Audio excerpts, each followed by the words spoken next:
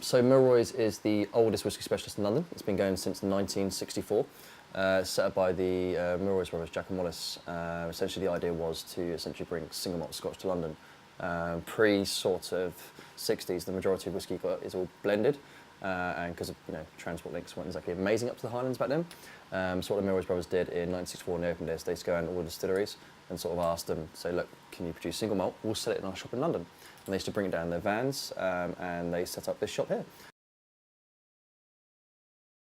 It was a independently bottled, actually, of Bunnahabhain, an 89 Bunnahabhain single cask, only limited to a couple hundred bottles.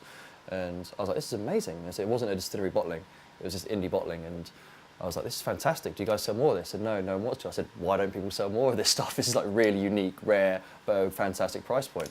And I was like, we should do more of this. And so over the years, I just kind of ended up selling my restaurant.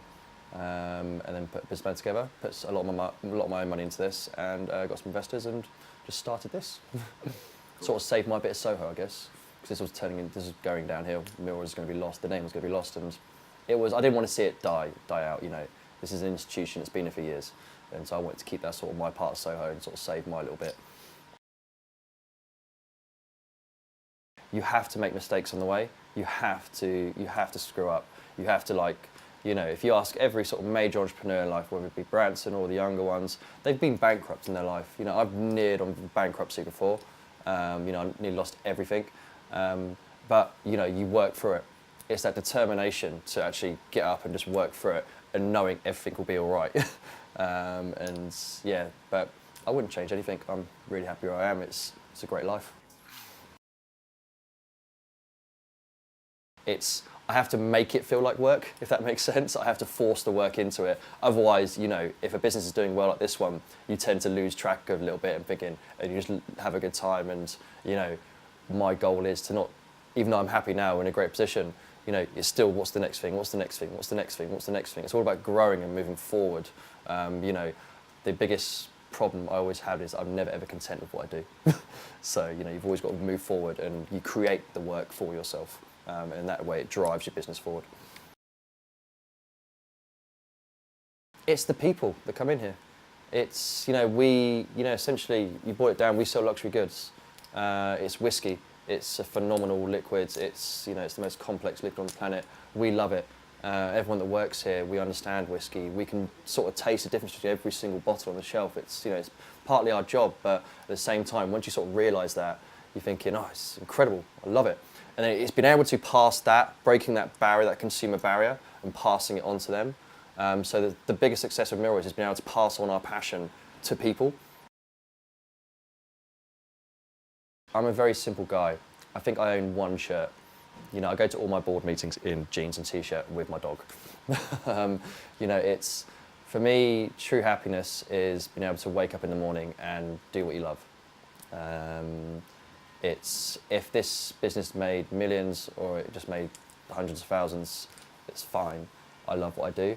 A lot of people do get up every day and they complain about their job and they hate it. Yeah, I still complain about bits of this job, but I still love it. I still get up here and I come here. And so for me, being happy is just actually being able to get up in the morning and want to go to work and want to do what you love. And that's true happiness. Is actually, I've been lucky enough, I've found my true passion, and I get to wake up every day and do my passion. It's when people come in here and they're just really happy. It's when you come in on a Friday night and it's packed and there's a queue to get downstairs to the cocktail bar and people are waiting outside to come in because we're so busy. And it's just, it's seeing people in here and they're just really happy. And then you're walking past and everyone's shaking your hand going, oh, mate, Simo, how's it going? That's great whiskey, it's fantastic, love being here. It's, it's people texting you going, I've had a fantastic time last night, cheers for everything. That's when you get the most fulfillment, is the fact that you can do what you love and it makes other people happy.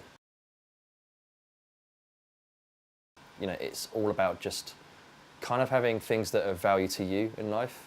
Because if you put a pound in front of anybody, that pound will have a different value to everybody. Whether it be to the guy sleeping rough on the street or, the millionaire that lives down the road or, someone that has a regular day-to-day job, that pound has a different worth to everybody. And everyone seems to think that a pound is a pound. It's not. So wealth and money, it depends on where you are in life and what you're doing. So for me, true wealth is having something that's important to me.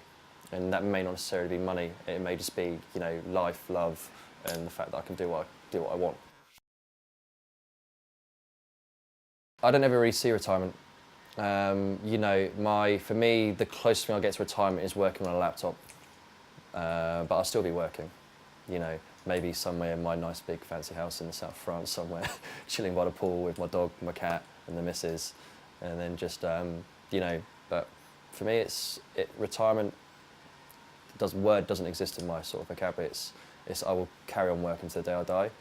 It's just because it's something that I love, and as long as I can do what I love, I mean, you know, I might, you know, 10, 20 years time, I might have sold this and I might have moved on.